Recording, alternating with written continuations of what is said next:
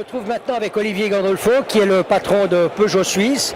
Alors Olivier, à Paris, on a parlé de différentes choses. On a parlé de voitures de rêve, comme l'Exalt, comme le Quartz, etc. On a parlé aussi de Stéphane Peter-Hansel, qui aura l'occasion de faire de la pub pour Peugeot dans le cadre du Dakar 2015. On s'en réjouit d'avance, d'autant plus que c'est une voiture un peu spéciale, puisque ce sera une 2 roues motrices. Mais on a aussi surtout parlé de la Peugeot 108.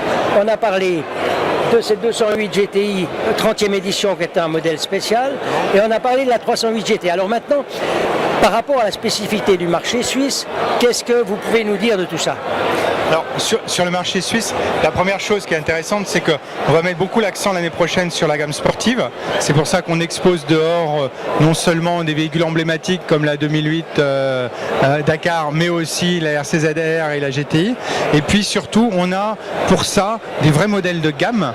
On a la 308 GT qui est exposée cette année ici et qui va apparaître sur le marché suisse à partir du mois de novembre, qui est donc disponible dès maintenant. On a bien évidemment la GTI 30 ans que vous retrouvez ici, qui va être disponible en Suisse environ une 50aine d'exemplaires, parce que c'est un modèle vraiment assez spécifique, à 208 chevaux et avec cette peinture très emblématique qu'on appelle la coupe franche. Et puis tout au long de l'année, on aura des évolutions autour de la gamme sport, avec une gamme GT Line qui sera intégralement présentée à Zurich, et nos premiers modèles qui vont arriver dans le courant du début de l'année 2015. D'accord. Donc là, la 208 GTI, on va rappeler, vous l'avez dit, il y en aura une 50aine. Donc pour ceux que ça intéresse, c'est un modèle dont on a parlé dans le film de Paris. Il y a des plus gros freins, enfin il y a tout qui a été revu pour que ce soit quand même beaucoup plus sportif. Il y en aura peu, donc à mon avis, il faut peut-être vous y intéresser assez vite, quoi. Voilà. On a parlé de la 308 GT, et là à Paris, on nous a quand même rendu très attentifs au fait qu'il fallait qu'on évite de la comparer à une GTI chez Volkswagen, parce que c'était en fait une évolution sportive de la 308 et pas une GTI. Alors, on a chez nous vraiment une déclinaison complète de la gamme sport. On aura plus tard une GT 308 qui sera R ou GTI, on verra l'appellation, mais qui sera vraiment la version sportive de la 308. Là aujourd'hui, on est dans le GT comme on l'appelait avant du grand tourisme, c'est-à-dire une finition sportive avec un intérieur plus raffiné, typé sport, avec des coloris rouges, des intérieurs qu'on peut varier, des systèmes de son, des systèmes de mode sport, mais qui reste quand même une berline de vie de tous les jours et qui est vraiment à vocation de personnes qui aiment se faire plaisir de temps à autre, mais qui veulent avant tout aussi une voiture multi-usage. Une voiture de tous les jours. Et puis l'autre grande nouveauté, bien entendu, de Peugeot pour cette année, ça a été la 108. Alors la 108, c'est une petite voiture, c'est une voiture de ville.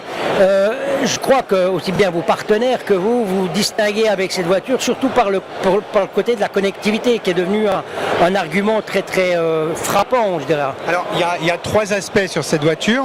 Un particulièrement sensible chez Peugeot, qui est la personnalisation, puisqu'on propose 7 kits de personnalisation ici en Suisse. Un autre qui est, pour faire de notre top modèle, la version top, puisque c'est la version cabrio, qui représente quasiment 60% de nos volumes ici en Suisse, hein. Donc c'est quelque chose de très important. Et effectivement, la connectivité avec le système de mirror screen, donc l'interface téléphone écran tactile, qui permet de reporter en fait l'intégralité de ce qu'on a sur son téléphone sur l'écran. D'accord. Alors là, on a un peu fait le tour, on va dire, de l'avenir immédiat de Peugeot. On peut encore peut-être vite dire 2-3 mots au sujet de la 508, qui a aussi bénéficié d'une cure de jouvence. Alors la 508 est aujourd'hui pour nous un modèle extrêmement important. D'abord parce qu'elle incarne le renouveau de design avec le lion qui quitte le capot pour descendre dans la grille frontale. Et puis surtout, c'est un design beaucoup plus, je dirais, en ligne avec ce qu'on attend aujourd'hui des berlines statutaires. Et on a un flagship qui est la 508 RXH, qui est pour nous l'incarnation de ce que les Suisses ont besoin, puisqu'il y a un mode sport, 200 chevaux, un mode 4x4, idéal pour, avec des pneus hiver, aller absolument partout, et un mode ZEV en mode 100% électrique en zone urbaine, baisse de consommation pour des gens qui font de la ville. Donc c'est vraiment la voiture parfaite pour la Suisse aujourd'hui. Si je devais faire preuve de partialité, je crois que je serais obligé d'abonder dans votre sens. Mais enfin, on n'est pas là pour ça aujourd'hui. Olivier Gandolfo, merci pour cette actualité de chez Peugeot. Merci beaucoup. Et puis, on va suivre tout ça de près. D'accord, c'est très gentil, à bientôt.